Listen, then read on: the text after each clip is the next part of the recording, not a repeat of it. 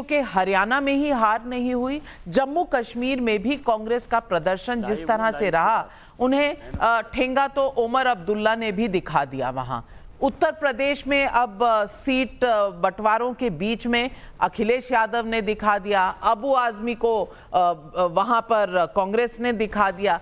तो क्या ये अलायंस सही चल रही है? और सबसे बड़ी बात, पलड़ा किसका भारी है और किसका नेशनल पॉलिटिक्स में रुतबा बढ़ रहा है या घट रहा है?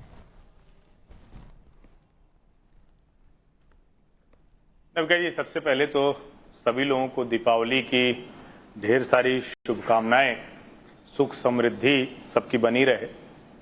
राजनीतिक दलों के लिहाज से देखें तो ज्यादा बड़ा संकट अभी इस गठजोड़ के लिए है जिसकी अगुवाई राहुल गांधी कर रहे हैं। ये अखिलेश यादव के लिए कोई बहुत बड़ा संकट नहीं है, दूसरे लोगों के लिए बहुत बड़ा संकट नहीं है, राहुल गांधी के लिए बड़ा संकट है।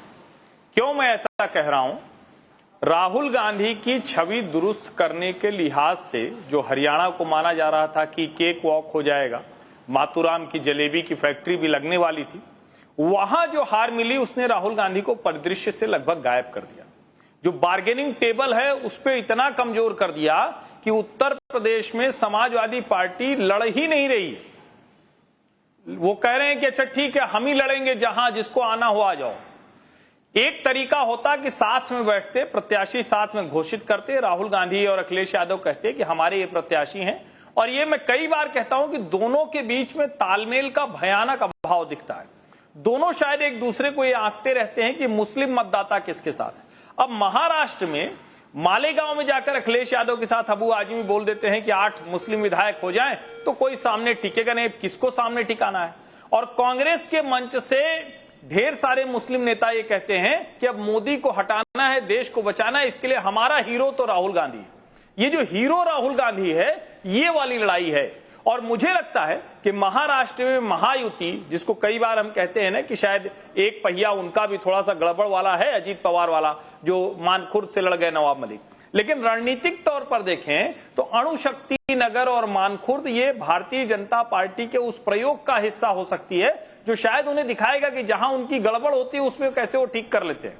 सना मलिक और फहद के सामने अविनाश काले शिवसेना के लड़ रहे हैं, ऐसे ही जिस नवाब मलिक के सामने अबू आजमी है, पुरानी लड़ाई है दोनों की मुसलमानों का रहनुमा बनने की। लेकिन इस सब के जो असर की बात करेंगे, राहुल गांधी के ऊपर बड़ा असर पड़ने वाला है, क्योंकि अगर इसके परिणाम सही नहीं आए तो शायद उनके नेतृत्व को लेकर फिर से ये चर्चा होगी कि भैया कितना आप गुब्बारा फुलाएंगे, कितने दिन तक कहते रहें कि नहीं राहुल जी को एक मौका और, एक मौका और। ये बड़ा सवाल उठेगा।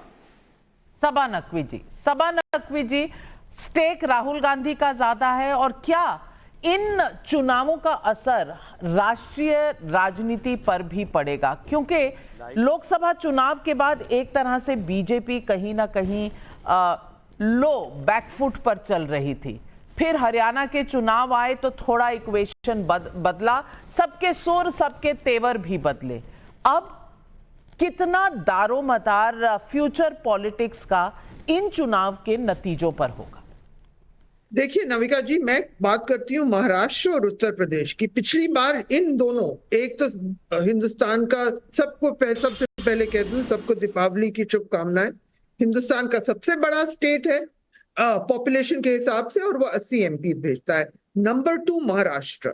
पिछली बार जब यहाँ पे चुनाव हुए तो एनडीए, जब हमने कहा मोदी की गारंटी, जब वही हिंदू मुस्लिम बात हुई कि मंगलसूत्र जाने वाला है, ये सब बीजेपी के, आपका चैनल दिखा रहा है मोदी जी 8 रैली, उनकी 10 रैली, उनकी 20 रैली।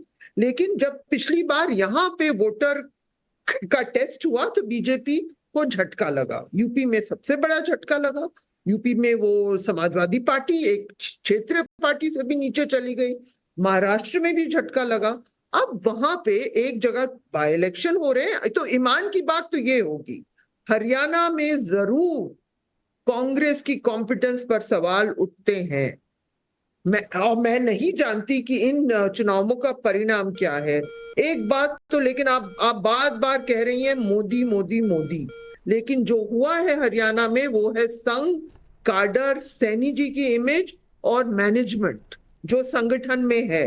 आप लोग लेकिन हर चीज का आप मोदी जी को लेकिन आप लोग ने कभी नहीं किया कहा जब वो मोदी की गारंटी 400 पार, आप लोग सब कह रहे थे 300 से तो ऊपर जा ही रहा है, हम बेचारे बैठे हुए कह रहे थे, आप स्टूडियो में भी दिया 240 पे अटक रहा है, लेकिन फिर भी आप लोग सब कह रहे थे 300 पार, उसमें तब मोदी जी को किसी ने कुछ नहीं कहा। आज हमारे यहाँ हिंदुस्तान इस मुल्क में सिंगल पार्टी रूल नहीं बचा है। और तो ईमान की बात यह है कि महाराष्ट्र पिछली बार जब वहां के वोटर से पूछा तो एनडीए नीचे गिरा, और जब यूपी में पूछा तो भाजपा नीचे गिरा। अब देखते हैं क्या होता है, ये तो लोकतंत्र का ये चमत्कार है, तो हम लोग देखते हैं। लेकिन ये मानना कि सब मुसलमान के पे ही वो ही मान के चले थे, क्योंकि हर्षवर्धन त्रिपाठी ने सिर्फ मुसलमानों का नाम लिया, उनका दिमाग ही ऐसे चलता होगा। उन्होंने ना तो एनसीपी की बात की, ना शिवसेना की बात की, ना महाराष्ट्र की बात की, उन्होंने मुसलमान, ये मुसलमान अबू आजमी, आप उनका डिकोड करिए, जो मेंटल साइकोलॉजी है वो डिकोड करिए। तो अबू आजमी का भी तो मेंटल साइकोलॉजी डिकोड करिए ना, उन्होंने कहा कि 8-9 मुसलमान हो जाएंगे। 4 लोग बोल सकते हैं मुस्लिम मुस्लिम मुस्लिम, कह सकते हैं मुस्लिम मुस्लिम मुस्लिम, चल सकता है ऐसे ही, रेटिंग्स भी बढ़ जाएंगे, हम लोग सब कह सकते हैं। और मैं बोलती रहूंगी जो मैं बोलूंगी कि आपके दिमाग में से पूरा, आप ये बताइए जहां मोदी जी ने ऐसे भाषण दिए, क्या बीजेपी को फायदा हुआ कि नुकसान हुआ? सीधी बात है, मैं सीधा सवाल, हमें जो डेटा हमने देखा नुकसान हुआ।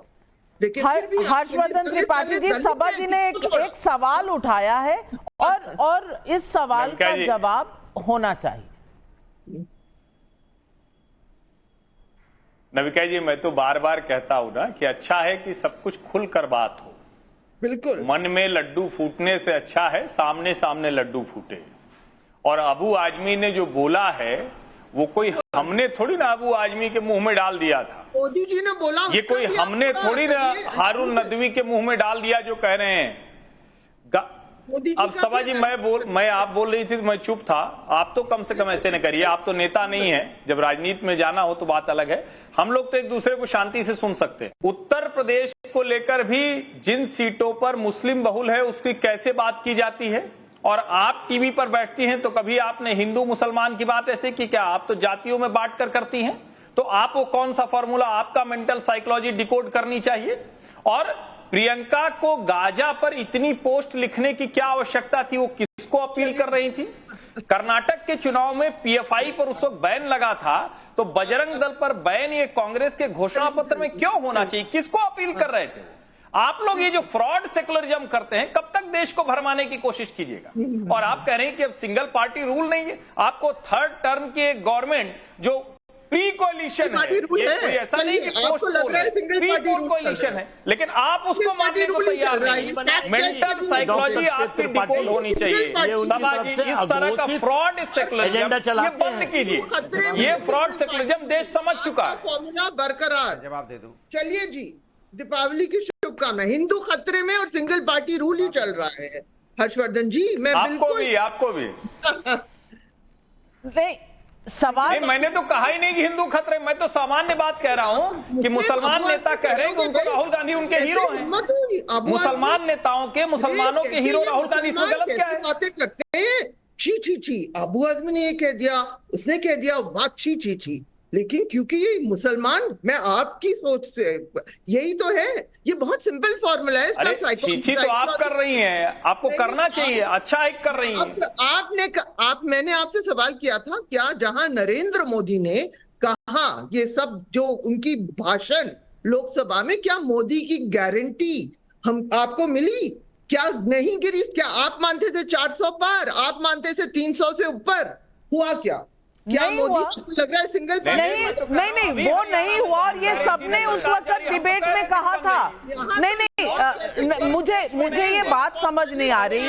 सबा नकवी जी, आप बार बार कह रही हैं कि मोदी जी, तब मोदी ने जो 400 का नारा दिया था, वो नारा हार का कारण, हार या कम सीटों का कारण बना, ये सबने कहा था तब।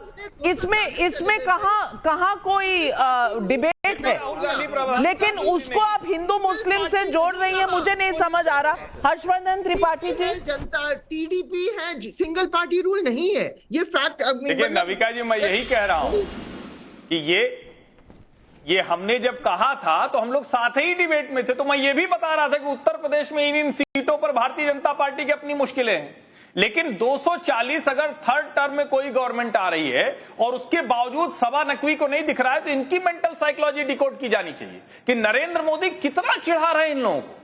और क्यों हिंदू, मतलब हिंदू अगर कहीं इनको शब्द सुनाई देता है तो वो ठीक है, गड़बड़ हो जाता है उस तरह से, क्योंकि इनको लगता है कम्युनल हो गया। मुसलमान जब हो रहा है तो उनको वो ठीक लगता है, मुस्लिम एक साथ वोट करे। सवाल यही है, लेकिन इस डिबेट से निकल कर आते हैं, और सबा नकवी जी मैं इतना करूंगी कि वहां 303 से 240 हुए, और उसका बड़ा कारण था जो नारा था 400 पार 400 पार, और इसकी खुलकर बहुत डिबेट हुई है, और मुझे नहीं लगता इस पर किसी ने भी कोई इकोनोमाइज किया है कहने के लिए कि ये नारा शायद बीजेपी के लिए काम नहीं किया। लेकिन